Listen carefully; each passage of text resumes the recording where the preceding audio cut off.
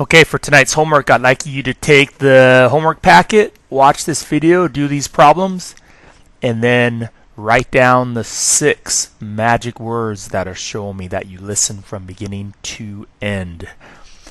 Alright, here we go. So this first problem here has you look at 2 intersecting lines. On your packet, I'd like you to put your first dot on 0, 4. And again, that should be 0, 4 right there. And then your next one should be 0, negative 2. And then this point right here, which is negative 6, up 1, 2, 3, 4, 5 right there. All right, for this, I need you to know that infinite solutions, that one would be a bad choice because that would be any lines that are intersecting or the same overlapping lines. These are definitely not that.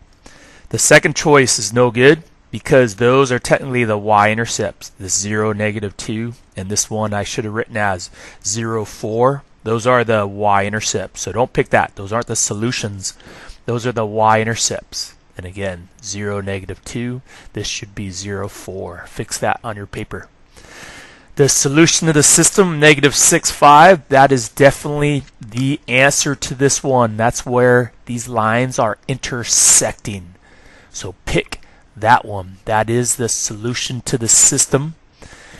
And then this last one has no solution. Don't pick that. That would be parallel lines that never touch. And these touch in one place, one solution. There it is. The first word is red. The second problem, and the second word is house. Alright, for this one, they want you to compare these two lines in equation form. You cannot compare until they're both solved for y. So if I take that top one and eliminate that 4x by doing the opposite, minus 4x on both sides of my equation, that will cancel away. I could bring the y down. This would be negative 4x plus 3. Don't combine those. And now I could see same slope, same number in front of x, and different y-intercept number. That means these are parallel lines. These will never touch. So on your choice right here, pick parallel lines. Any lines with different slope, with the same slope, same number in front of x, but different y-intercepts will look like this. They'll be having the same rise and run, over and up, but they cross at different y-intercepts. So that's what parallel lines look like. Different y-intercepts, but the same run and rise, same slope. Parallel. Don't say intersecting. All right. The third word is black. Alright, for this, they want you to match what the lines look like. This is a double overlapping line situation. So that is your infinite solution. Same line overlapping infinite. These pair of lines meet in one place, one solution. These lines never touch. They're parallel. That would be a no solution. So memorize this. Overlapping lines, infinite. Intersecting lines, one solution. Parallel lines, never touch, no solutions. Again, same, intersecting, parallel. And then again, for my high achievers, know what we're looking for. Same line would be the same all the way around. Same slope, same y-intercept. Intersecting, same line. Intersecting lines, different number in front of x, different slopes, different number in front of x, intersecting one solution. Parallel would be the same number in front of x, but a different y-intercept. Same slope, different y-intercepts. Right there. The fourth word is road. Road.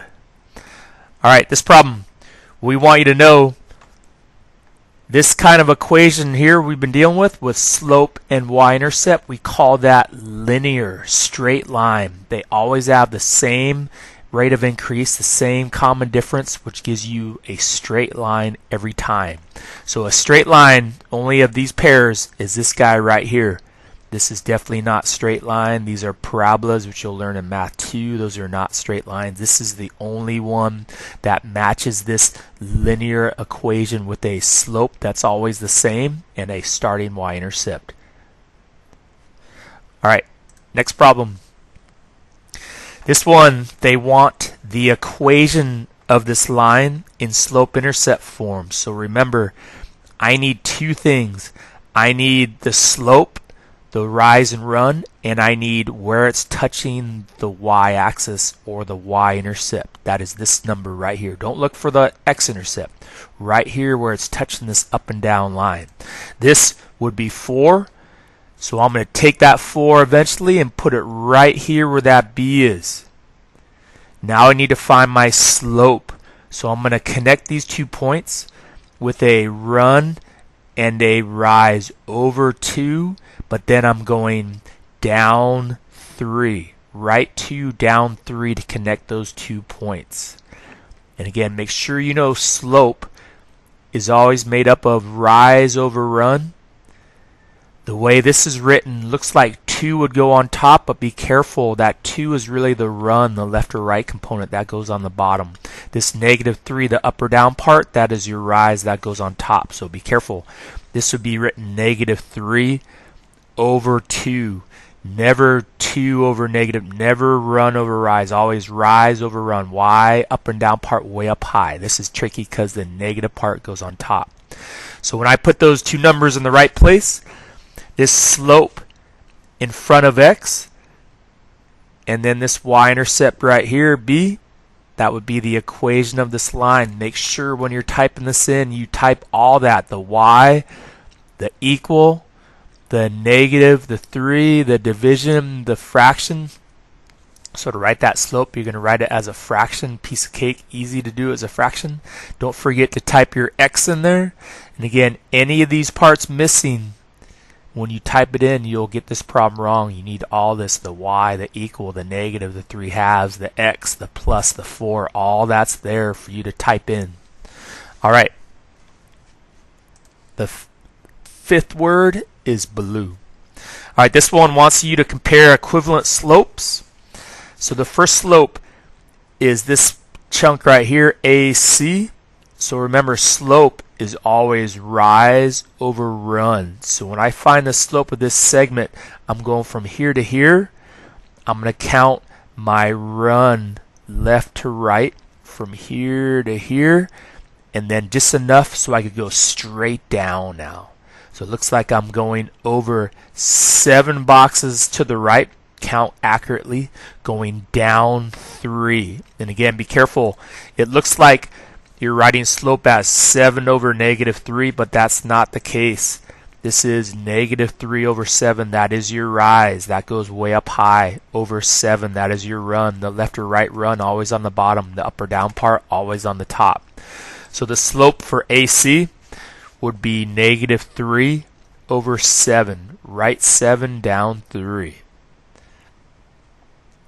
When I find the slope of the AH section, this big section, I'm going all the way over, which looks like 14 boxes all the way over from here, and then straight down. Looks like I have 6 boxes going down, -6.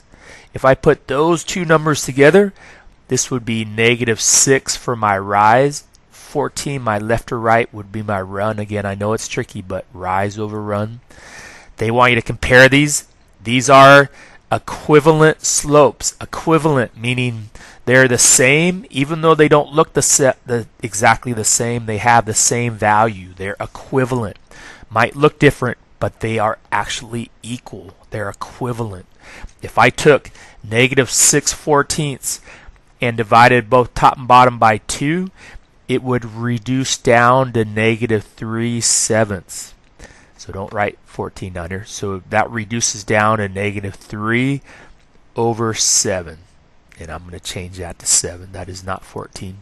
So those are equivalent. The last word is sky. Sky.